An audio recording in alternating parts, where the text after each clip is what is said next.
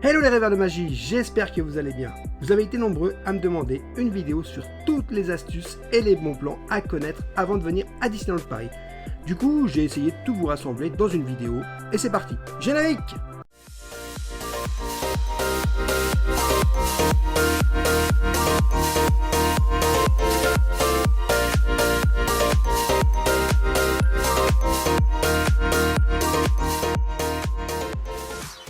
Tout d'abord, où acheter votre billet? Vous pouvez acheter votre billet sur le site de Disneyland Paris. Si vous connaissez des détenteurs de passeports annuels, vous pouvez bénéficier des billets privilèges qui sont plus ou moins onéreux selon la période, mais toujours moins chers qu'un billet classique. N'hésitez pas à consulter votre comité d'entreprise qui bénéficie souvent de tarifs préférentiels. Vous pouvez également faire une recherche internet sur les ventes privées du moment. Il est possible d'utiliser les chèques vacances ou les chèques cadeaux pour payer entrée, repas dans les restaurants et merchandising. Autre question qui est revenue régulièrement. Quand venir sur le parc et combien de temps? Si vous venez avec votre famille et des enfants, 3 jours suffiront largement pour découvrir toutes les attractions et spectacles des deux parcs. Pour une première visite, la meilleure période pour venir au parc, c'est de janvier à mars, surtout en semaine hors période de vacances scolaires. Certes, il fait froid, il y a des attractions en rénovation, généralement pas de saison, mais il y a beaucoup moins de monde sur le parc. Je vous le conseille lorsque vous préparez votre visite d'aller sur le site de Disneyland Paris, consulter les événements et attractions fermées avant de planifier votre séjour, ce qui vous permettra de ne pas être déçu en arrivant à Disneyland Paris. Si vous comptez revenir sur le parc, le mieux est de prendre un passeport annuel. Profitez de votre visite pour le faire et rendez-vous au bureau des passeports annuels qui est actuellement à l'entrée des parcs studios. Le montant de votre billet sera déduit du forfait passeport annuel. Quel passeport annuel choisir? Je ne suis pas un grand fan des passeports annuels Discovery et Magic Flex car même s'ils sont plus économiques, ils présentent beaucoup moins d'avantages. Parking payant pour le Discovery, de nombreux jours de restrictions essentiellement les week-ends et pendant les vacances scolaires, peu de réduction et pas d'heures de magie en plus. Le must, c'est le pass annuel Infinity qui coûte 479€. Vous avez la possibilité de le payer en 11 fois avec un apport de 60€.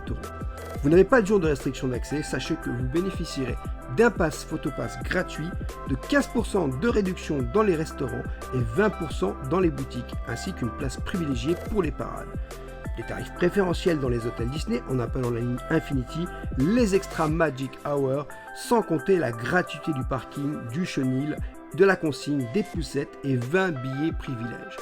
Le Magic Plus, quant à lui, est à 329€ par an, n'offre pas les mêmes avantages. Il y a seulement 350 jours d'accès, 10% dans les restaurants et les boutiques, ainsi que des réductions moins importantes dans les hôtels. Il permet toutefois de bénéficier, comme le Magic Infinity, des extra Magic Hour et de 10 billets privilèges. C'est un bon compromis, moins onéreux. Avant de venir sur le parc, vous devez bloquer la journée sur l'application sous peine de ne pas avoir accès sur le parc. Lorsque vous êtes détenteur d'un pass annuel, vous pouvez bloquer jusqu'à 3 dates uniquement. Petit tuyau cependant, quand il n'y a plus de place disponible sur l'application, vous pouvez bénéficier de places en réservant une nuit dans un des hôtels Disney grâce au Magic Pass ou profiter d'un billet privilège si un de vos amis détenteurs d'un pass annuel a réservé à la date où vous voulez venir. Pensez à bien réserver les restaurants à l'avance lorsque vous réservez votre séjour. Idéalement 2 mois à l'avance car certains restaurants sont très cotés et vous risqueriez de ne pas pouvoir y aller. Vous pouvez utiliser l'application Disneyland Paris ou aller directement sur le site. Pour venir sur le parc, prévoyez de bonnes chaussures, un sac à dos, bouteille d'eau, une batterie de secours, vêtements de pluie, gants, bonnets, écharpes ou casquettes selon la saison et surtout une grande dose de patience afin de pouvoir accéder à certaines attractions. Petit conseil, venez 45 minutes avant l'ouverture. Le temps d'accéder au parking, à la sécurité puis au guichet, sans oublier de faire une petite pause sanitaire bien sûr. Lorsque vous êtes détenteur d'un pass annuel Infinity ou Magic Plus ou que vous résidez dans un hôtel Disney, vous aurez la possibilité d'entrer dans le parc 1 heure avant l'ouverture pour profiter de certaines attractions. Le parking coûtant 30€, si vous résidez à l'hôtel où vous êtes justement pass annuel, vous n'aurez pas à le payer. Sachez que vous aurez aussi la possibilité de prendre la navette, elle est totalement gratuite et elle passe régulièrement toute la journée. Les passes annuels Infinity ou Magic Plus bénéficient d'un accès privilégié pour accéder aux 2 parcs avec moins de files d'attente. Vous avez la possibilité de louer des poussettes ou un fauteuil roulant. Cette location est possible dans le parc principal dans la boutique à droite sur Times Square. Attention cependant, si vous sortez du parc principal, vous devrez payer une caution. Dans cette boutique, vous pouvez aussi trouver des accessoires qui peuvent dépanner comme des masques, mouchoirs. Il y a aussi une infirmerie sur Central Plaza à côté du Plaza Garden si besoin. À l'entrée des deux parcs, vous pourrez également trouver des batteries de secours pour vos appareils électriques. Elles se louent 4 € les 2 heures et 10 € la journée. C'est très pratique pour toutes les personnes qui n'ont plus de batterie. Plusieurs points sont disponibles quand on arrive au parc. Sous le hall de la gare, à l'entrée des toilettes de l'Arboretum, à côté du City Hall dans le parc principal, ainsi que dans le parc studio à l'entrée et à la sortie du studio 1 près des sanitaires.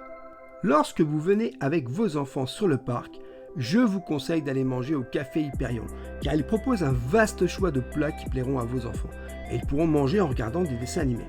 De plus, vous êtes près de Mickey et son orchestre Philharmagique, attraction idéale pour les jeunes enfants après le repas pour la digestion. Vous pouvez également recharger votre portable au Café Hyperion. Près de la galerie centrale, il y a des prises disponibles et c'est gratuit. À partir de 50 € d'achat dans une boutique, vous pouvez vous faire livrer vos achats à l'hôtel ou au village. Cela vous permet de ne pas vous encombrer pour une journée complète et faire vos attractions très rapidement. Il vaut mieux aller dans les boutiques en journée car le soir à la sortie, elles sont noires de monde. Il faut revenir 1 heure avant les parades pour avoir la meilleure place possible. Attention, pour les détenteurs du pass annuel Infinity, vous avez la possibilité de réserver une place près du château sur les bancs. Pour cela, il faut aller sur le site de Disneyland Paris dans la section dédiée aux billets privilèges, idem pour Disney Illumination. Bien entendu, les temps d'attente dans les attractions peuvent être plus ou moins longs. Voici quelques petites astuces pour tenter de gagner du temps et mieux profiter de votre journée. Pour aller plus vite dans les attractions, et quand cela est possible, je vous conseille d'utiliser les files d'attente Single Rider. Très souvent, vous pouvez accéder aux attractions en moins de 10 minutes. Pendant la parade, c'est le moment idéal de profiter des attractions, car il y a moins de temps d'attente. Et souvent, beaucoup de personnes quittent le parc après la parade. Les temps d'attente sont plus ou moins fortement réduits. C'est le moment idéal pour aller vers les attractions très demandées comme BTM, Big Thunder Mountain, pour les intimes, Crush Coaster, Peter Pan, la Tour de la Terreur et Hyper Space Mountain. De même, l'application Magipark est très pratique. Elle est disponible sur iPhone uniquement malheureusement. Elle vous permettra de connaître tous les temps d'attente des attractions des deux parcs ainsi que les attractions qui sont en panne ou fermées. Pour les horaires des spectacles et les 1000 personnages, il faut se rendre sur l'application officielle de Disneyland Paris. Voilà les rêveurs pour tous mes bons plans et astuces. Si j'ai oublié quelque chose, n'hésitez pas à me le dire en commentaire, ça sera peut-être l'occasion de faire une deuxième vidéo. D'ici là, je vous souhaite une bonne journée, je vous fais des gros bisous, prenez soin de vous et on se dit à bientôt. N'hésitez pas à vous abonner, à liker et à partager, ça encourage la chaîne et en plus ça nous soutient. Merci à vous.